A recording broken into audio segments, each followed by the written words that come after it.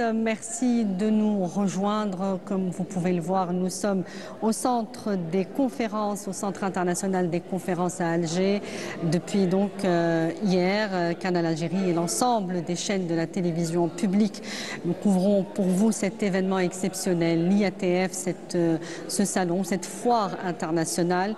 On peut le dire, c'est une foire internationale, mais une foire qui va consacrer principalement le commerce intra-africain. Cette deuxième journée a été consacrée aux diasporas africaines et à leur rôle majeur dans la fortification de l'économie, mais aussi dans la construction et les mutations sociales qu'elles induisent dans leur pays d'origine. Comment faire de ces diasporas africaines de véritables leviers d'influence pour le continent africain? Comment les faire se rencontrer, se frotter et enrichir par là même ce patrimoine culturel, linguistique et identitaire africain? On en parle ce soir avec nos invités sur le plateau. On a le plaisir de recevoir Dr Sissoko Moussa. Vous êtes président de l'Association des étudiants africains basée en Algérie. Bonsoir, merci d'être avec nous. Merci beaucoup pour l'invitation. Merci à vous. Également avec nous, Monsieur Mehdi Houhou, président de la Jeune Chambre du Commerce du Canada. Bonsoir. Bonsoir, merci pour cette belle invitation. Merci à vous de l'avoir accepté. Également avec nous, Madame Massouda Amran, vous êtes chef d'entreprise. Merci également à vous d'avoir accepté notre invitation. Merci. Alors, je vais vous poser d'abord une question importante ce soir. On dit qu'il n'y a pas qu'une Afrique, il y a plusieurs Afriques. Je m'adresse à vous en premier, Monsieur Sissoko. Il y a plusieurs Afriques, mais est-ce qu'il y a aussi plusieurs diasporas africaines ? Eh bien, merci beaucoup pour l'invitation et de nous avoir aussi donné cette occasion de nous exprimer en tant que diaspora africaine. C'est vrai que la diaspora africaine est une force actuellement, pas non seulement pour l'Afrique, mais aussi pour la diaspora elle-même, dans le sens où actuellement, ce qui s'est passé ici en Algérie, c'est un signal fort pour nous, jeunesse africaine, mais aussi c'est un signal fort pour la nouvelle génération qui est audacieuse, qui est ambitieuse et qui essaie de s'imposer. Donc, avec mes frères et sœurs qui sont là sur le plateau avec moi, nous sommes une diaspora interne. Parce que nous sommes des subsahariens, des Africains qui se trouvent sur le continent, mais pas dans leur pays. Ça, c'est une force à part. Et aussi, il y a la diaspora externe, qui est la diaspora qui se trouve à l'extérieur du continent. Aujourd'hui, à travers IATF, on se retrouve tous ici, au CIC, pour discuter, pour échanger, mais aussi pour savoir quels sont nos acquis et nos défauts et aussi ce qui nous manque. Parce que quand on sort de son pays, quand on sort du continent, on est à la rencontre d'une nouvelle culture, d'une nouvelle expérience, c'est-à-dire on arrive à acquérir de nouveaux outils. Maintenant, comment faire en sorte de retourner dans son pays afin d'apporter cette nouvelle expérience qu'on a, ces nouveaux outils qu'on a pu acquérir dehors, pour pouvoir contribuer au développement économique de notre pays ou du continent. Donc l'Afrique aujourd'hui, c'est des Afriques, dans le sens où c'est multiple, c'est plusieurs idées, c'est plusieurs projets. Et en même temps, c'est plusieurs générations qui sont là et qui essaient de réfléchir comment imposer et développer et en même temps amplifier cette souveraineté économique du continent afin que demain, on puisse s'asseoir à la table des dirigeants, à la table des puissants. Parce que l'Afrique, c'est déjà la jeunesse, la nouvelle génération africaine est consciente que nous sommes à l'aube d'une nouvelle humanité. Cette nouvelle humanité impose une reconfiguration de l'ordre mondial. Et ça, nous refusons en tant que jeunes Africains de s'asseoir dans le dernier wagon. Cette fois-ci, on va prendre ce train et on va continuer à construire, à consolider et à améliorer ce que nos aînés ont commencé. Et alors, ça se commence ici. On va donner la parole aussi à M. Houhou. Vous dites justement qu'il y a plusieurs diasporas, il y a plusieurs Afriques, mais que nous aurions plus finalement de points communs que de disparités. Comment vous l'observez à votre niveau, vous qui êtes basé donc au Canada? Est-ce que ces diasporas vous paraissent proches, vous paraissent réconciliées entre elles? Elles peuvent travailler, elles peuvent créer une dynamique? Effectivement, donc pour rebondir sur les mots de mon collègue, les diasporas africaines à l'étranger, ou que ce soit algérienne, moi je représente la Jeune Chambre du Commerce algéro-canadienne, sont vraiment motivés à vouloir rentrer dans leur pays respectif natal. On a cette motivation de plus en plus en tant que jeunes Africains de vouloir mettre de l'avant notre richesse, notre double culture pour ceux qui sont à l'étranger. En tant que diaspora algérienne, effectivement, moi je vois autour de cette IATF 2025 une grande opportunité de brainstormer entre nous et de rencontrer nos homologues à travers l'Afrique pour échanger différentes idées, différentes approches pour mettre les mains dans la main pour aller de l'avant en ce qui a trait à la jeunesse africaine. Moi, de mon côté, j'ai été agréablement surpris par l'intervention des différents conférenciers, panélistes et différents ateliers auxquels j'ai assisté lors de cette IATF 2025, très enrichissant en termes de perspectives de développement économique au sein de notre cher continent africain. Donc vous y voyez beaucoup d'espoir finalement de créer cette dynamique, pas seulement économique, culturelle, sociale aussi entre ces diasporas africaines.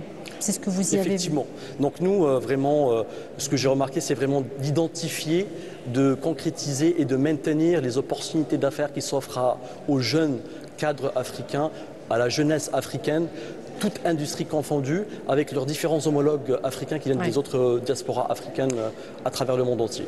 Madame Amalan, quelles sont selon vous les principales embûches que peuvent rencontrer aujourd'hui les diasporas africaines lorsqu'elles sont évidemment dans cet état de distance avec leur pays d'origine? On va parler peut-être des capitales occidentales, là où beaucoup de nos ressortissants africains sont établis. Vous en faites partie, enfin vous en faisiez partie jusqu'à très récemment, puisqu'on va en parler. Vous êtes dans un processus de réimmigration dans votre pays d'origine, en Algérie. Quels sont selon vous les principaux défis auxquels font face les diasporas africaines? C'est de se reconnecter à son pays, parce que c'est vrai qu'en tant que diaspora, le lien qu'on a principalement avec notre pays, c'est surtout dans un contexte de vacances, dans un contexte familial. Et les principaux défis, c'est vraiment de se confronter au terrain. Il y a pour ma part, l'Algérie des vacances et l'Algérie du quotidien. Non, je ne parle pas de la réimmigration, je parle des défis dans les pays d'accueil. Des défis pour les diasporas. Vous avez lancé votre projet, vous êtes chef d'entreprise, vous avez lancé votre projet en France, oui, n'est-ce pas? Quelles ont été, selon vous, et assez globalement, les difficultés auxquelles font face les diasporas africaines lorsqu'elles sont sur des projets de travail, des projets économiques, par exemple? Sur typiquement, moi par exemple en France, les défis que j'ai pu avoir, c'est cette double culture en fait auquel on est tout le temps confronté. C'est la fameuse, on est algérien en France, mais quand on est en Algérie, on est toujours vu comme de la diaspora et donc de la France. Donc c'est de pouvoir faire cohabiter cette double culture, et c'est ça aussi ces défis auxquels on est confronté, c'est de pouvoir s'approprier et de pouvoir totalement vivre pleinement sa double culture. Ça, on peut dire que c'est un problème particulier à la France. Par exemple, au Canada, il n'y a pas ce type de considération. Non, effectivement, au Canada, on n'a pas ce genre de Comment considération. l'expliquer justement, selon vous? Je pense qu'il y a aussi une façon de voir... Il y a le passé colonial, effectivement. Le passé colonial, je pense qu'avec la France et l'Algérie accentue ce genre de problématique-là pour la diaspora algérienne basée en France. Ce qui a trait à la communauté algérienne, la diaspora canadienne qui est installée algérienne qui est installée au Canada, je pense qu'elle en jouit de cette... motivation à mettre de l'avant notre culture algérienne. C'est une fierté pour nous en tant qu'Algériens d'avoir cette double culture canado-algérienne. Et c'est en fait, comme on a tous entrepris l'immigration, pour certains, leurs parents ont entrepris l'immigration au Canada, où nous-mêmes, en tant que jeunes entrepreneurs issus de la diaspora algérienne, donc c'est ancré en nous ce fait de sortir de sa zone de confort en tant qu'Algérien à l'étranger, fait en sorte que ça nous donne, on a cet ADN en nous d'entreprendre dans différents horizons nouveaux. Et je pense qu'il ne faut pas se mettre de barrières psychologiques. C'est à nous de prendre le flambeau et de prendre le taureau par les cornes pour aller concrétiser nos rêves en tant qu'entrepreneur ou en tant que diaspora et se concrétiser dans une force locale dans les pays respectifs d'accueil. Oui. Alors justement, pour revenir à vous, M. Ouda Amran, dans les années 60-70, l'immigration des ressortissants africains vers essentiellement les pays occidentaux, par exemple, était considéré comme quelque chose de nuisible finalement pour le continent. Aujourd'hui, c'est quelque chose qu'on voit beaucoup plus positivement, sous un angle nouveau en tout cas. Et vous êtes justement, vous faites partie des exemples qui a réussi un projet économique, enfin des études, un statut social, et là un projet économique, et vous prenez ce projet et vous rentrez avec dans votre pays d'origine. Exactement. C'est vrai que je parlais avec mes collègues que sur le continent africain, il y avait cette fameuse fuite des cerveaux et que les personnes allaient se former à l'étranger et ne revenaient pas forcément faire profiter leur pays d'origine de ces compétences qu'ils ont développées ailleurs. Moi, j'ai grandi et j'ai fait mes études en France et ça m'a permis d'avoir une expérience très solide. J'ai lancé mon projet entrepreneurial en France et aujourd'hui, si je raisonne vraiment sur un esprit vraiment business, un esprit vraiment entrepreneurial, je sais, j'ai la conviction que l'avenir se trouve en Afrique et qu'aujourd'hui il faut tourner le... D'où vous puisez cette conviction? Alors c'est ce qui pourra peut-être nous permettre de comprendre cette dynamique inverse. Hein. Vous avez parlé de la fuite des cerveaux. Aujourd'hui on voit effectivement des compétences, des cadres rentrer... ne serait-ce que pour parler de l'Algérie, hein. Il y a peut-être d'autres exemples, vous allez nous en parler, dans les pays subsahariens notamment. Comment vous l'expliquez, vous, à votre niveau en tout cas? C'est par le voyage, j'ai déjà été au Sénégal, à Dakar, j'ai vu des choses et c'est vrai que quand on regarde avec notre regard de ce qu'on fait, pour ma part en France, et quand je compare dans mes différents voyages ce qui se fait aujourd'hui en Algérie, on voit des axes ou des choses sur lesquelles on peut apporter ou en tout cas investir. Il y a des opportunités qu'on peut déceler, des choses qui ne se font pas encore, que nous on a déjà eu, que ce soit en France ou en Occident, en Amérique, etc. Et il y a du potentiel. En tout cas, moi je suis convaincue que l'avenir, comme je le disais, se trouve du côté du continent africain. Il y a du potentiel et justement de pouvoir ramener sur ce continent tous ces talents qui se trouvent à l'étranger. Cette conviction personnelle s'est forgée chez vous, seul, ou est-ce que vous avez été en contact avec des associations Alors déjà personnellement, moi depuis mes études, même quand j'ai fait ma lettre de motivation par exemple pour intégrer Sciences Po, j'avais marqué que je voulais créer du lien entre la France et l'Algérie. Donc il y avait d'abord une conviction personnelle, un amour pour mon pays d'origine qui m'emporter vers cette direction-là. Ensuite, ça a été des contacts, ça a été des rencontres. J'ai aussi participé au Conseil mondial de la diaspora algérienne avec M. Karim Zeribi, qui a voulu aussi un peu organiser parce qu'il y a cet élan-là en ce moment sur ces dernières années. Il y a donné un cadre à cette dynamique. Accompagner toutes ces personnes-là qui se trouvent en France ou ailleurs, parce que voilà, c'est vraiment à l'échelle mondiale que cette structure a voulu se créer, de pouvoir accompagner ce retour au pays. Parce que l'un des défis qu'on a dans ce projet-là de revenir dans le pays d'origine, que ce soit l'Algérie ou un autre pays d'Afrique, c'est on ne sait pas comment s'y prendre forcément. Et donc on a besoin d'être guidé. Quand on se lance seul, c'est pas qu'on ne peut pas y arriver, mais c'est plus difficile. On a besoin d'avoir un accompagnement et justement le gouvernement algérien a mis en place des choses pour pouvoir accueillir cette diaspora et je pense aux appels du président Tebboune qui encourage ces jeunes talents à revenir contribuer au développement du pays. Et justement, Monsieur Sissoko, ces talents, ces cadres, ces compétences, on va les résumer ainsi, lorsqu'ils retournent dans leur pays, dans certains exemples, pour certains pays, ils sont devenus des partenaires économiques puisqu'ils ont apporté des idées novatrices, des projets économiques intéressants qui ont parfois révolutionné quelques secteurs clés des pays africains. Qu'est-ce que vous pouvez nous dire des exemples des pays subsahariens? Bon, je peux dire que vous avez un exemple devant vous, un exemple vivant, dans le sens où nous, après mes études ici en Algérie, comme je l'ai dit tout à l'heure avec mon frère et ma sœur, je disais que l'Algérie met en place les mécanismes pour sa diaspora. Déjà, nous, on n'est pas mis à côté, parce que nous, la jeunesse africaine qui s'est trouvée ici, on est environ plus de 20 000 étudiants subsahariens de 40 nationalités différentes. Au début, l'Algérie était connue dans le sens où c'était la Mecque des révolutionnaires africains, où chacun venait se ressourcer pour vraiment aller libérer son pays. Ce concept est encore présent. Excusez-moi, on ouvre un petit peu une parenthèse, parce qu'on nous dit aujourd'hui, enfin on entend ça et là, que ces concepts ne résonnent plus vraiment en Afrique, qu'il faut les dépasser. Oui. Vous êtes un jeune...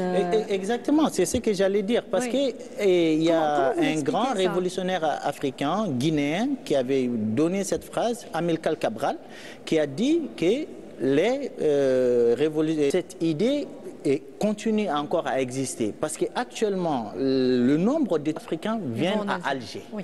Pourquoi cette idée continue encore à exister? Parce qu'actuellement, le nombre d'étudiants subsahariens qui se trouvent en Algérie, ça montre que de l'Algérie, la Mecque des révolutionnaires africains est devenue la Mecque de l'intelligence africaine. Et là, on tend vers la Mecque du savoir-faire africain. C'est ça l'IATF. Donc, on est dans une dynamique qui existait déjà. Maintenant, on voit dans l'enrichissement et de la consolidation de ce qui s'est fait ici. Nous, moi j'ai fait, personnellement, j'ai fait mes études ici, de la licence, master, doctorat. J'ai terminé mes études ici. On sait très bien, mon frère, il peut le confirmer, elle peut aussi confirmer, pour faire un doctorat à l'étranger, il faut des milliers d'euros. Moi, je l'ai fait ici, je ne paye que 200 dinars chaque année. Du début de mon doctorat jusqu'à la fin. Donc, c'est pour vous dire que l'Algérie contribue énormément dans le développement des pays subsahariens à travers la formation, mais à travers ces genres de rencontres. Donc, dans ce sens-là, nous, actuellement, vu que je suis dans le domaine de la santé, je réfléchis, vu que le ministère de l'Enseignement supérieur avec le ministère des startups ont lancé un programme, un diplôme, une start-up dans les universités. Ils ont dit aux étudiants africains, vous n'êtes pas à côté, vous êtes intégrés, vous avez les mêmes droits que les étudiants algériens. Nous aussi, on a commencé à travailler sur nos startups. Moi, j'ai eu le label du ministère des startups, le label startup de mon projet, et actuellement, ma startup fonctionne. On fait venir des patients de plus de 20 pays de l'Afrique subsaharienne qui viennent dans les établissements de soins algériens. Et ça, c'est une connexion qui s'est faite, parce que ces patients-là ne savaient pas qu'ils pouvaient venir en Algérie pour venir se faire soigner ici. Ils partaient en Tunisie, en Turquie, en France et autres, mais ils savent maintenant, ils savent qu'il y a un pays juste à la porte des CESE où ils peuvent se faire soigner avec les mêmes qualités, les mêmes compétences et 2 fois moins cher par rapport à ce qu'ils payent ailleurs. Donc nous, cette rencontre-là, cette histoire ou encore cette dynamique ou ce concept de la diaspora est très importante. Pour nous, nous pensons qu'on doit s'inspirer de ce qui s'est fait ici en Algérie. Et ça a été toujours le cas, parce que l'Algérie met en place une stratégie pour sa diaspora afin de l'accompagner. Et nous, en tant que diaspora subsaharienne en Algérie, pour nous, c'est la meilleure manière de s'inspirer de ce qui se fait ici, afin que nous contribuions au développement de nos pays, au lieu qu'on soit obligé de faire partir de cette dynamique de fuite des cerveaux. Moi, j'ai terminé avec mon doctorat, au lieu de rester sur le continent, je pouvais dire que je pars au Canada parce qu'on peut me faire une offre beaucoup plus alléchante. Mais l'Algérie m'a déjà montré qu'étant sur le continent, tu peux faire mieux et tu peux contribuer et être utile à ton continent. C'est pour ça que j'ai créé ma start-up et c'est pour ça que je continue à aider les patients de nos différents pays qui demandent un plateau technique de qualité. Ouais. Donc je crois qu'on est sur le bon chemin. Il suffit juste, ça a été construit, il faut qu'on améliore et on consolide ce que nos autorités font. Parce que l'Algérie, à l'occasion de l'ouverture hier, le président de la République, Abdelmadjid Tebboune, il a été très clair. Il a dit, renforçons l'énergie de cette jeunesse. Misons sur cette jeunesse. Ouais. Et cette jeunesse, il y a la diaspora dedans. Donc, pour nous, on est prête. Maintenant, la machine est lancée et le premier bataillon qui doit travailler sur ça est déjà prêt à vraiment relancer ça. Alors justement, M. Houhou, vous êtes dans ce concept d'accompagnement des compétences. Comment ça se passe? Vous êtes une quarantaine de chambres, c'est bien ça, de jeunes chambres réparties à travers le Canada, jeunes chambres de commerce. Ça consiste en quoi cet accompagnement avec quelles compétences particulières, dans quel secteur? En fait, pour rectifier, on collabore avec d'autres jeunes chambres ethnoculturelles à travers le monde au Québec. Et donc, la Jeune Chambre du commerce algéro-canadienne en fait partie, donc du regroupement des jeunes chambres du commerce du Québec et du Canada.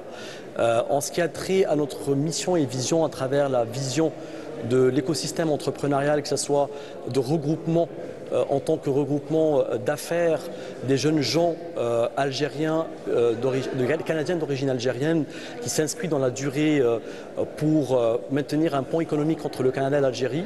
Donc il y a plusieurs façons de faire. Donc nous, à travers des missions commerciales, quand on a organisé des missions commerciales ces 3 dernières années, il y a une mission commerciale qui se prépare en ce moment d'ailleurs pour, avec nos homologues de la caravane, un jeune, une idée pour l'automne 2025. Donc il y aura à peu près une 50aine d'entrepreneurs algériens qui vont venir au Canada. Et le but aussi, c'est de faire rencontrer, de faire aussi partager nos façons de faire au Canada. Et éventuellement, après une semaine, il y aura un voyage inversé où il y aura 50 entrepreneurs, que ce soit des Canadiens ou des Algériennes d'origine canadienne, qui vont venir en Algérie pour faire un échange à ce niveau-là, pour rester une semaine ici en Algérie pour voir l'écosystème entrepreneurial. En ce qui a trait à l'aide qu'on peut donner, nous, en tant que regroupement d'affaires, c'est vraiment notre partenariat avec les différentes instances gouvernementales algériennes, que ce soit l'ambassade d'Algérie à Ottawa et en même temps aussi l'ambassade du Canada à Alger. On collabore en parfaite collaboration avec le Canada et l'Algérie dans ce sens. Donc on est preneur de projets, on essaie d'initier des projets de regroupement ici en Algérie et au Canada. Nous, on le constate au sein de notre regroupement, il y a énormément d'Algériens qui sont installés au Canada depuis 20 ans, 30 ans, qui sont dans le processus de venir en Algérie s'installer ici. J'en ai rencontré énormément lors de l'ouverture, hier et aujourd'hui. Donc avant c'était une utopie, maintenant c'est rendu réel à travers des véritables chiffres qu'on peut avoir. Quels sont les secteurs qui sont les plus pourvus, les plus intéressants en tout cas à promouvoir? En fait, il y a différentes industries qui s'offrent des opportunités au niveau des industries. Au niveau de l'intelligence artificielle, bien sûr, Montréal et le Québec sont reconnus à travers le monde pour leur écosystème entrepreneurial en ce qui a trait à l'IA. Donc, il y a énormément d'Algériens qui ont réussi dans des différentes entreprises canadiennes cotées en bourse, reconnues à travers le monde dans leur savoir-faire, qui sont venus en Algérie ces derniers mois et ces dernières années. Il y a un écosystème qui est fleurissant à travers nos rencontres avec les différents ministères, que ce soit le ministère des startups, qui facilite énormément la tâche à ce genre d'opportunités-là et d'entrepreneurs de venir ici s'installer. Il y a vraiment un échange, il y a un maillage, il y a une synergie qui se fait sur le terrain et c'est très apprécié. Est-ce que ce sont eux qui viennent vers cette jeune chambre du commerce ou est-ce que c'est vous qui les contactez, qui les regroupez, qui les faites se rencontrer? En fait, nous, après la création, 7 ans après la création, il y a beaucoup de personnes qui nous connaissent, donc ils sont agréablement surpris de voir énormément d'événements qu'on organise durant l'année, que ce soit des différents panels, des ateliers. On fait du mentorat aussi, on essaie de mentorer des jeunes qui viennent dans le domaine entrepreneurial. On a aussi une structure interne qui nous permet de faire des événements sur une base mensuelle, donc c'est vraiment un regroupement d'affaires qui est reconnu à travers le Canada au niveau des instances des différents 3 paliers, que ce soit municipal, provincial et fédéral. Et c'est vraiment une force en soi de voir que notre diaspora grandit en termes de nombre. Et aussi, on a assisté à un phénomène très récent de voir qu'il y a une certaine réémigration vers l'Algérie. Donc il y a un attrait naturel qui se fait en dehors d'avoir la double culture algéro-canadienne. Est-ce que vous pensez que cette dynamique est spontanée ou est-ce qu'elle est le fruit de quelque chose qui a été initié discrètement, on peut le dire, par certains réseaux qui ont peut-être influencé cette tendance? Effectivement, il y a un rapprochement aussi au niveau idéologique par rapport à une volonté politique algérienne d'intégrer la diaspora au niveau de l'économie algérienne. Et je pense que le président, M. Abdelmajid Tebboune, avait émis le souhait d'avoir la diaspora algérienne présente dans la vision globale à court et à long terme au niveau de la stratégie entrepreneuriale ici en Algérie. Est-ce qu'il n'y a pas aussi... Alors évidemment, il y a les mesures qui ont été de facilitation, qui ont été, et vous allez nous en parler, M. Ouda Amran, justement de ces facilitations qui ont permis cette tendance de s'affirmer. Mais est-ce qu'il n'y a pas aujourd'hui un climat politique, économique, un tas de choses qu'on peut mettre en même temps, et pas seulement peut-être en Europe, mais aussi ailleurs, qui fait qu'aujourd'hui, les diasporas africaines, avec S, ont tendance à se réfugier. C'est peut-être aussi une réimmigration refuge. On peut parler de ça. Vous allez nous dire, vous aussi, refuge, je ne pense pas personnellement. Peut-être que c'est vraiment de voir l'opportunité d'affaires qui s'offre à eux dans leur pays respectifs. Oui. Il faut savoir que l'Afrique est très grandissante en termes de chiffres, en termes d'attraction économique à travers le monde. C'est un continent qui vit. C'est un continent. Mais est-ce que parallèlement, justement, ces opportunités ne sont pas en train de se tarir de l'autre côté? Effectivement, il y a un climat, en fait, il y a un écosystème qui se met en place naturellement et ça facilite énormément la tâche à des personnes qui veulent s'intéresser à l'implication de cette jeune diaspora au niveau économique dans le long terme. Donc là, on le voit, nous, on le constate fortement à ce niveau-là. Oui. Et aussi au niveau des instances gouvernementales algériennes qui facilitent énormément la tâche à créer un écosystème favorable et très sain pour pouvoir aussi aller chercher ces entreprises-là à travers le monde au niveau de la diaspora, mais aussi qui se concrétisent aussi au niveau d'une vision à long terme. Ce n'est pas forcément les ramener ici pour qu'ils repartent l'année d'après, mais vraiment sur une stratégie globale, sur un quinquennat, sur 10 ans, 15 ans, pour avoir vraiment cet impact réel au niveau de l'économie africaine. Oui. Alors justement, M. Ouda Amran, votre projet, c'est celui donc de faire une sorte d'accompagnement, c'est bien cela, oui. D'accompagnement sur le plan de la communication, donc d'élaborer tout simplement des stratégies de communication et des supports de communication également pour les entreprises. Vous avez commencé à tisser des liens, des contacts avec certaines entreprises algériennes. Comment ça se passe pour vous, cette réémigration? Justement, voilà, l'idée c'était de me dire comment je pouvais réimporter cette compétence-là que j'ai développée en France notamment, dans mon pays d'origine. Donc comme vous l'avez dit, moi mon métier consiste à accompagner des structures, qu'elles soient privées ou publiques, dans le développement et le déploiement de leur stratégie de communication et dans la création de supports de communication. Typiquement, ça va être de faire de la création de sites internet, de la création de vidéos, de la gestion sur les réseaux sociaux, Facebook, Instagram, TikTok, etc., tout ça. Et donc de vraiment leur permettre d'atteindre leurs objectifs, qu'ils soient financiers, qu'ils soient de visibilité, à travers une stratégie à déployer. Du coup, avant de revenir sur le sol algérien, j'ai tissé quelques contacts depuis la France, avec des entreprises à qui j'ai présenté mon travail, qui ont été intéressées par mon travail. Ça m'a permis de venir en confiance, en me disant que je ne venais pas sans rien. Mais c'est vrai qu'il y a ce qu'on peut faire à distance, mais il y a un besoin de vraiment se confronter au terrain et de voir comment ça peut prendre. Donc là, j'en suis au stade où je vais commencer à collaborer avec ces entreprises, à réaliser mon travail, parce que moi, je connais la communication à la française, on va dire. Et est-ce qu'en Algérie... Il va falloir adapter peut-être. C'est ça. Est-ce qu'on communique de la même manière en Algérie? La réponse est certainement non, parce qu'il y a toujours des subtilités. Mais ça peut être que ce soit en Algérie, aux États-Unis, aux Émirats, etc. Chaque pays a sa propre manière de voir les choses. Donc il va y avoir aussi un temps d'adaptation. Il y aura un socle commun, bien sûr, que je pourrais mettre en pratique tout de suite. Mais il va y avoir aussi un temps d'adaptation pour que je puisse comprendre la réalité du marché algérien, d'où la nécessité d'être sur place et de ne pas... parce qu'on pourrait me poser la question, pourquoi ne pas travailler avec le marché algérien depuis la France? Mais moi, j'avais vraiment envie de me confronter à cette réalité-là. Et aussi, comme vous le disiez, c'était une volonté de changer d'environnement, d'avoir un climat plus favorable, moins hostile.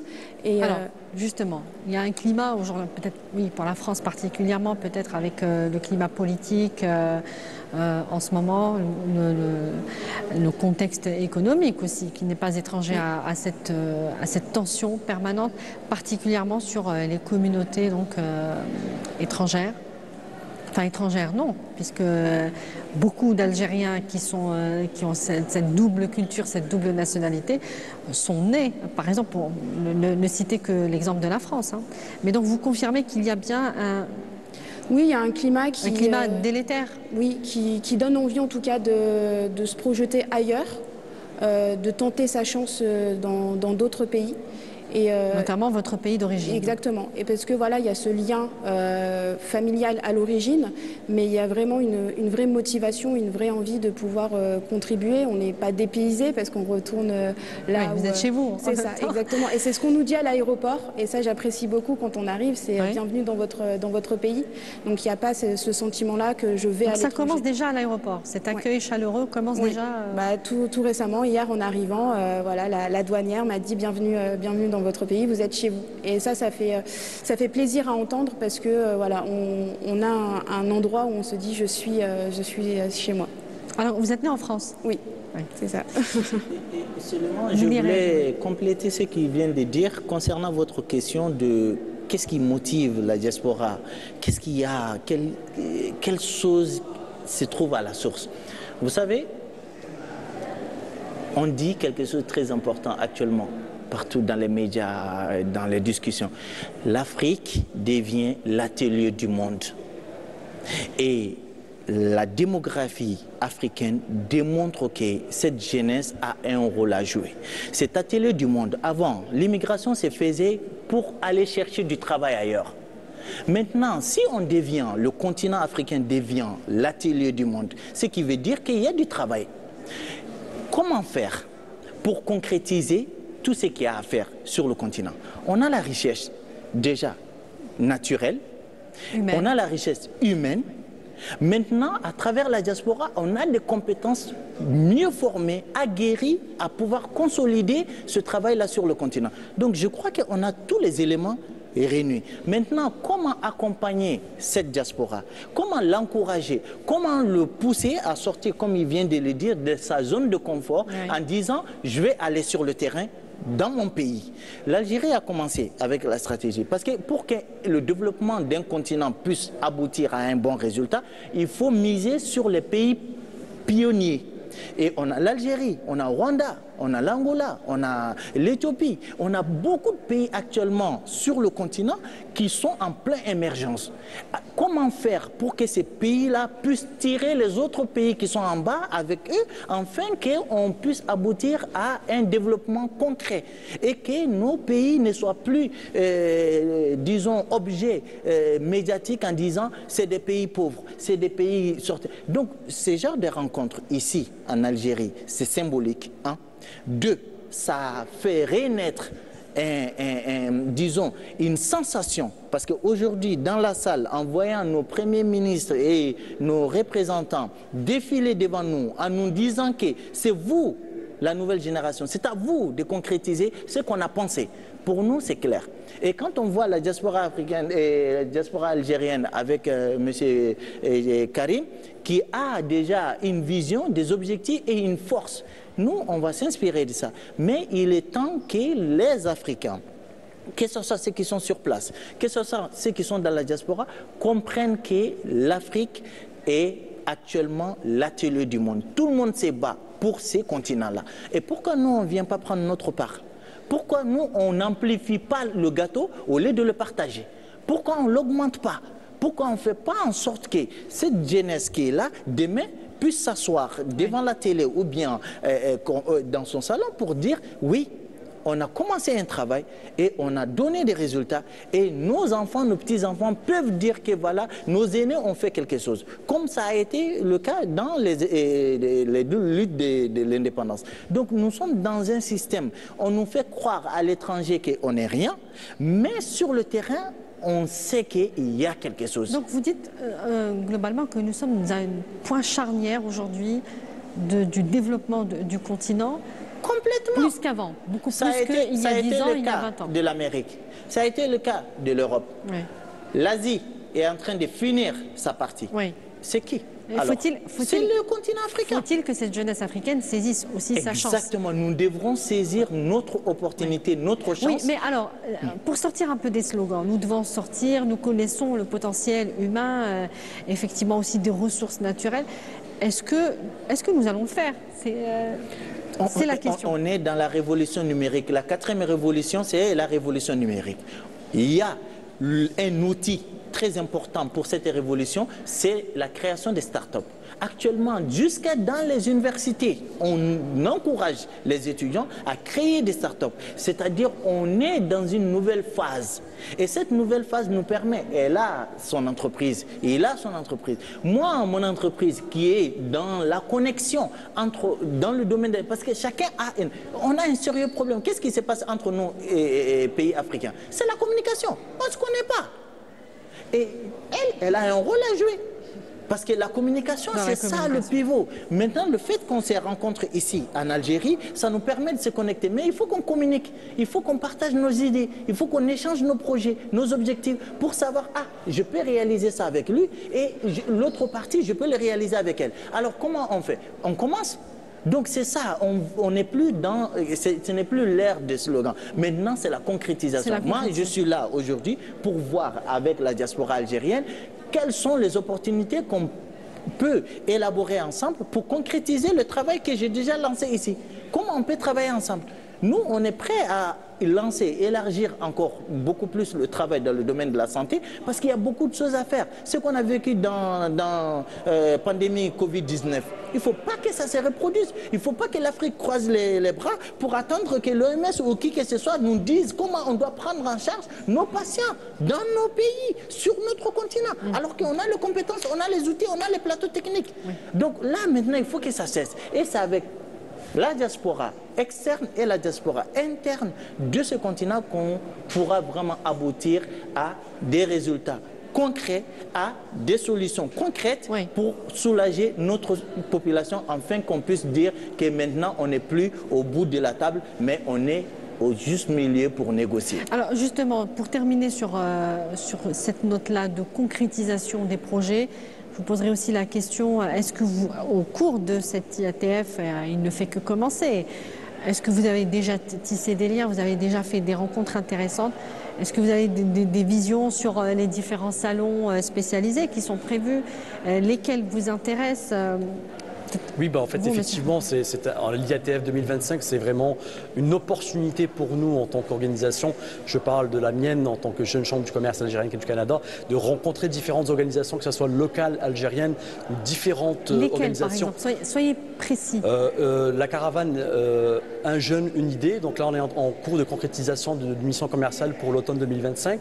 Donc, quand j'ai parlé tout à l'heure vraiment de concrétisation, on passe de la théorie à la pratique. Donc là, vraiment d'aller voir ce qui se fait sur l'écosystème entrepreneurial ici en Algérie et de faire un échange de procédés. C'est aussi de le voir de ce côté-là, parce qu'on a tendance à croire que l'Occident, c'est les maîtres de la façon de faire les choses. Je ne suis pas de cet avis, par exemple.